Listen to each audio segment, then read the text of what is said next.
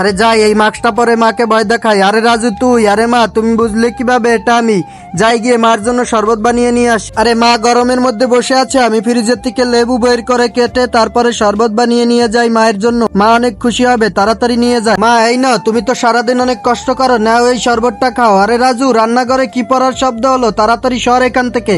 আরে তুই এটা কি করেছিস, রান্নাঘরের সব খাবার দাবার ফেলে দিয়েছিস, বেদব ছেলে কোথাকার, তাড়াতাড়ি এগুলো গোছা। আচ্ছা মা আমি গুছাইতাছি। বেয়াদব কোনো কথা শোনে না, মা আমাকে বকা দিল, আমি তাড়াতাড়ি এগুলো গুছিয়ে ফেলি। এই তো গুছানো হয়ে গেছে, মায়ের জন্য শরবতটা নিয়ে যাই। না মাকে এই শরবতটা দেবো না, আমি এই শরবতটা ফেলে দেবো। যা, একজন মা কতটা আপন হয়, যাদের মা নাই তাদেরকেই জিজ্ঞেস করো। আর আজকে দেখি এই প্রাণের প্রিয় মায়ের জন্য কয়জন লাইক সাবস্ক্রাইব করে দেয়, আর যারা মাকে ভালোবাসে না তারা এই ভিডিও থেকে দূরে থাকো। আরে মা কি করছো তুমি, কি ভাবছো, তাড়াতাড়ি শরবতটা খাও। আরে দে দে বাবা, শরবতটা খাইতাছি।